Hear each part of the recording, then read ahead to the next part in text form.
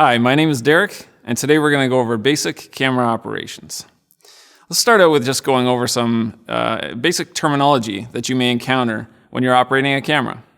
Some of the words that you're going to hear are pan, tilt, focus, zoom, truck, dolly, and white balance. Your video camera exists in a three-dimensional world, and you can move it anywhere along its X, Y, Z axis. So that means that you can move it up, down, left, right, as well as forward and backwards.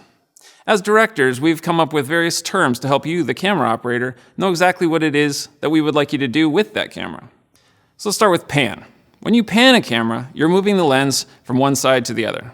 Turn your head to the left and the right. That's what panning essentially is. Tilt.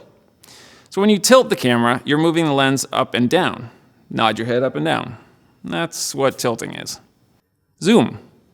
When you zoom in tight or out wide with your video camera, you're changing the focal length of its lens, and you're causing the subject in your frame to appear closer or farther away from you. And this is something that the human eye can't really recreate on its own, and it's something that I find is often overused by novices.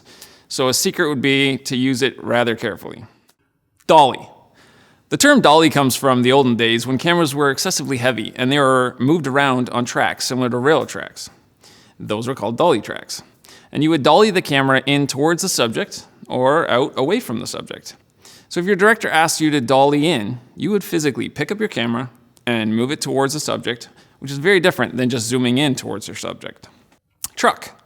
If dollying is physically moving the camera forward or away from the subject, then trucking is physically moving the camera to the left or to the right.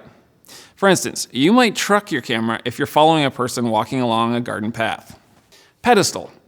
Just like an adjustable bar stool, when you pedestal a camera, you physically move the entire camera up or down. This can change your perspective, similar to looking at something from a crouched position versus standing up and looking down upon the subject. Focus. Now, the Webster's Dictionary defines focus as a point at which rays of light, heat, or sound meet, or from which they move apart to or appear to move with, especially the... never mind. Essentially, focusing is adjusting your lens to make the image clear. I like to tell all my first-time camera operators that you're essentially telling the camera that my subject is 100 feet away, and once you set your focus, everything 100 feet away will always stay in focus. No matter if you pan it, you tilt, you zoom, it doesn't matter. Your camera will always stay in focus up to 100 feet. Now, if your subject takes 10 steps towards you, for instance, and is now only 90 feet away, he will now be out of focus, and you're going to have to refocus your camera lens accordingly. The easiest way to set your focus is to zoom your lens all the way in as tight as you can and rotate your focus ring until the image comes in clearly. If your subject is a person, focusing on their eyeballs is always a good idea, because if you can see the spark in their eyes, the audience will be able to connect with them best. Now let's talk about white balance. At times, your director may ask you to white balance your camera. And the reason why they're doing that is because white balancing is a setting on your camera that allows the camera to adjust to various lighting sources in order to make white objects appear white.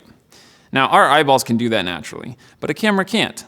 And light from a halogen bulb or an incandescent light bulb will appear very red, while the light from the sun, daylight, is much more of a blue color. And fluorescent light bulbs can often give off a greenish tint. A properly white balanced camera will prevent a white bedsheet from appearing orange, for instance, while it's being illuminated by a candle. Now that you know some of these terms and how they're used, next time you watch a movie, try to deconstruct each shot to determine what type of camera move was used to accomplish the story that the director was trying to tell. The actual moves are often overlooked, but they are a very important part of telling the story.